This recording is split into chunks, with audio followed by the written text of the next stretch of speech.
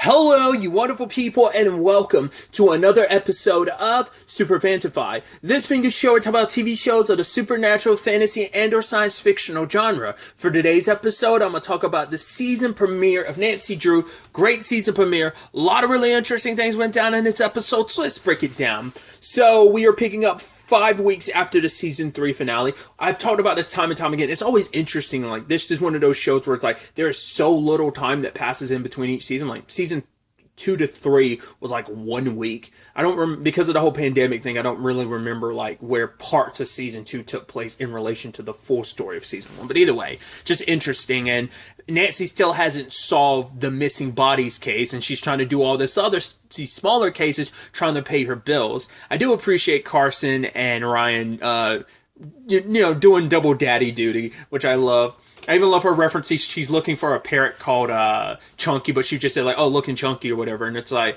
"Oh, come on, don't listen to her, Carson. You look great." It's like, no, I'm looking for this. No, was it a parrot or it was a parrot, right? I was about to say it was like, no, that was a weasel, but I think I'm confusing that with something else.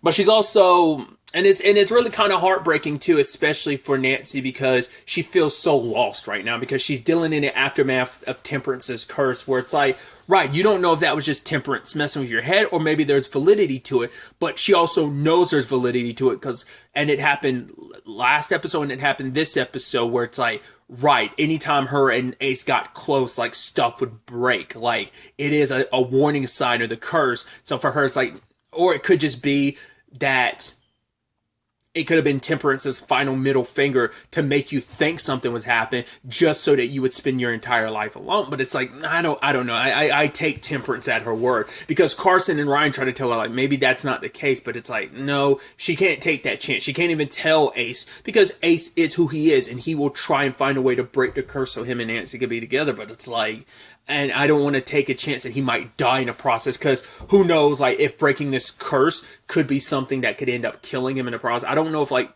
it's like, I thought him even knowing about it was going to be an issue, but the issue is if he knows about it, he'll try and break it, and in the process of breaking it, an attempt to break it might end up killing him. So, she's already had to watch him die once, because of, technically he's died twice, because he was kind of in limbo for a bit, previously, but it's like, yeah, like I've literally had him die in front of me, and I don't want that to happen again. So,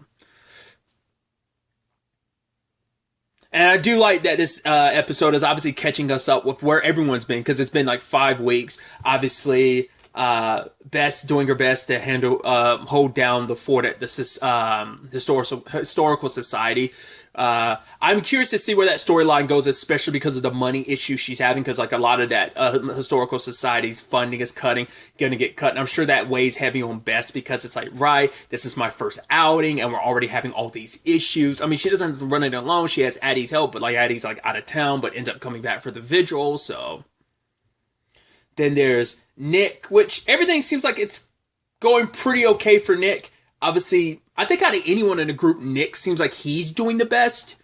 There were no issues that necessarily came up, but we did notice, like, when they were doing the promotion video for the vigil, that like a lot of ladies were saying, I was like, yeah, it's that kind of singular, I think that single bachelor energy, and I think like George hasn't really been in a position to really like embrace that either. I mean, he hasn't either, but it's like, yeah, the engagement was broken off not too long ago, so plus she's got all this like, working to get her law degree and stuff like that. It's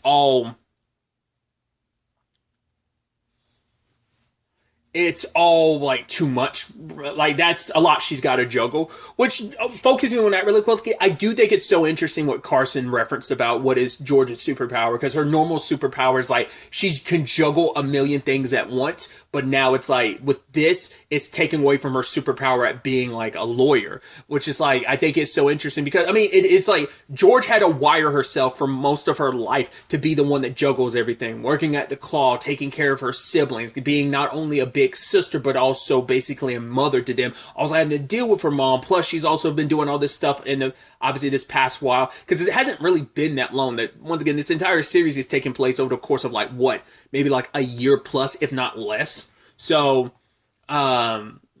she's been doing this as well. So George's superpower is juggling so much because she's wired her brain that way. So Carson's going to eventually help her kind of like focus all that and put her attention into something like this because it's something she is really good at. And because she's just not feeling like she's succeeding. And once again, that's a capacity a lot of people are feeling.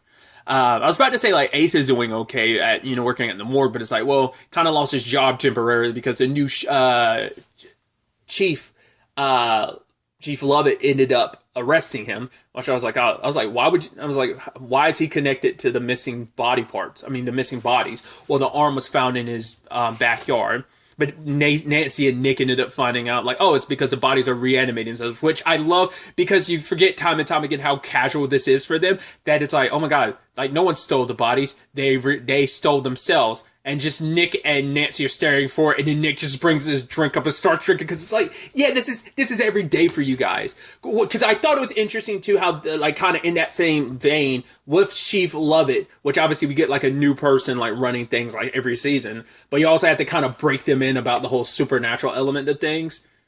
Home Dude from season 2, I don't know if they ever really dove into the more supernatural elements in that. Season 3, yeah, kind of had to break that FBI agent. I can't believe, what was it? Agent Park had to kind of break him in about some of that stuff. But I thought that was going to be a whole season element of like, oh, she doesn't believe in the supernatural. It's like, no, she got a first-hand seat to it because the moment she was like, yeah, like I don't believe in, like the moment she was hearing about Horseshoe Bay's ghost stories and stuff, it's like Nancy's like probably like, yeah, I was you not too long ago, well, a while back, but it's like there's been too much supernatural stuff to ever deny it. It's like this is kind of our wheelhouse. You're kind of stepping into the deep end, which her like having her experience with the supernatural this episode made me go, oh. Like I said, I thought that was going to be like a storyline thread, but it still could be her in denial, thinking like it was some prank or something. She'll probably try to rationalize it, but Nancy will probably be like, no, that's just what Horseshoe Bay is. You kind of have to accept it. We've been down to supernatural rodeo, so we want probably would have been easier to ease you in, but it's like, yo, 0 to 60, go for it, right? Because Nancy couldn't figure out why these particular people were the ones that went missing, because she's like, they had no relationship to each other, they died in like, I mean, at least one of them, her death was inconclusive. Her name was India, she died in like 98 at 27, like all of them died before they were 30, so it's not even like a 27 curse, like that's kind of like that thing in Hollywood that people sadly pass at 27. I think that's what they call it, the 27 Club. So it's not something associated with that necessarily, but I don't think we ever really got a definitive answer because there's still so much to that we don't know. Because for one, Nancy still doesn't know who told her about the bodies, and I mean, obviously, like why? It's because it's Nancy. But now I'm wondering if there's going to be some correlation with. Oh God, what is her name? The husband and wife that are. Giving Ryan so much trouble, well, him and Bess, but I'm blanking on their names now. I know like what their last names is what we also got introduced to their son this episode, because I thought it was interesting because they were kind of setting it up like he was going to be like a potential new love interest, but it's like, no, Nancy's still in love with Ace, so that's not even a thing. Because you could tell, like, Bess had noticed, like, oh, like, he was kind of nearby, and Bess was almost looking like, hey, there's a hottie there you're not even taking notice of, but it's like, or maybe she had picked up that he was taking notice of Nancy. It seemed like I was like, oh, that's going to be interesting, but I'm like, no, like, he's going to throw some wrench in all of this. He has his own part to play in all of this, because his parents, once again, are the ones chastising and messing with Ryan and Bess. Because they wanted to try and sell some of the Historical Society items. That is like, oh yeah, some of these are off the books, so you can sell them because they're like in a black market, like relics trade stuff. But obviously for Bess, it's like she takes this job seriously and it's like, I can't do that. Even with our money issues, I don't want to do that, because for her it'd be, but for one, she knows how deadly these relics can be. And like putting them out there in the world is going to cause more mayhem. But also that it's like, right, this is my job as the curator to kind of like look after all this, to protect it, kind of lock it away. I can't like go against my duty, because this is Bess is like something she's putting her all into. This is what she wants her life to be. So it's like, I'm not going to kind of betray that. And the moment they gave Ryan his car back, I was like, there's something wrong with it. I thought they were going like it was messed up or totaled or something. Oh no, they like used a talisman to make him crash. It's like you didn't get your way. So what did you do? Maybe they'd make the argument of, well, we knew it wouldn't kill you. So it's like that doesn't make it okay. Like you're gonna like, oh, we won't have you. We don't get our way, so we attempt to hurt you. It's like, yeah, like they are not good people. And now it's like that probably says a lot about their son. Like either like, hey, he doesn't know how bad his parents can be, or he's just as bad. Like he's kind of like, now knowing that those are his parents, like that Tristan dude, you kind of look at him as a little slimy, because now you makes you wonder, did he, well, because I mean, his family's connected with all the relics and stuff. So I'm like, it's a possibility that he could have been responsible for the whole, hey, those bodies are like, we still don't know who that is. So it's all gotta be connected in some shape or form. Just the question is, how does it all piece together? Like, what are they up to? Like, I was also worried at the party, at the vigil, what ended up happening was like, Nancy was, about to put Ace's name in one of those bottles when a whole bunch of people came in that room. I'm like, would have been the perfect time for someone to steal something out of that room, and some people might have. So that might be a future case of like, yeah, when those people were in that room, they ended up, I guess it's kind of sad because it's like, well, where was Addie and Bess at the time? It's like, oh yeah, they were super deeply making out at that moment. It's just like all on the dance floor, couldn't get enough of each other. It's like, Jesus, guys. Even Bess talking about at one point, like, oh, having sex all over the historical society. It's like, yeah, the quarters are kind of cramped. So, but it's still like, come on, Bess. Other people are gonna have to come in there. Like, you can't just, I mean, I'm sure there's plenty of places you go into that people have had sex all over the place. You just don't know it. Bess is making it clear, like, oh, I want to have sex with my girlfriend all over this place. So,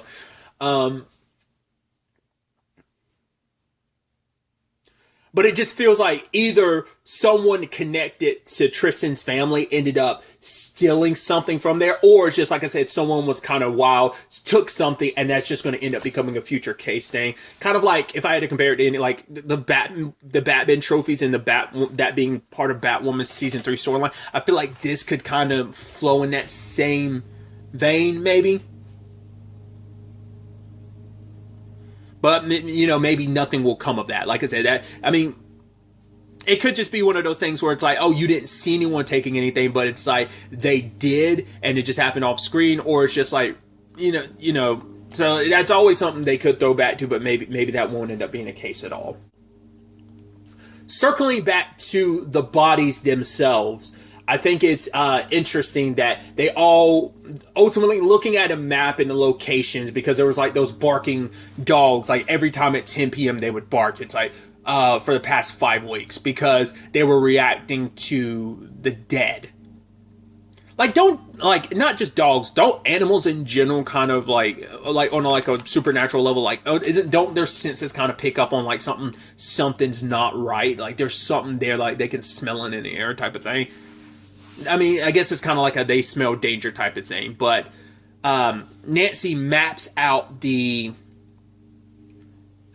Horseshoe Bay, and it turns out they're going to the outer limits of Horseshoe Bay, and then they're all like circling to this very specific point. And they get there, and then they stop, and then they vomit some black goo, and then they all drop. So I'm wondering, is it a situation of it just like, why did it take them that long to all gather there?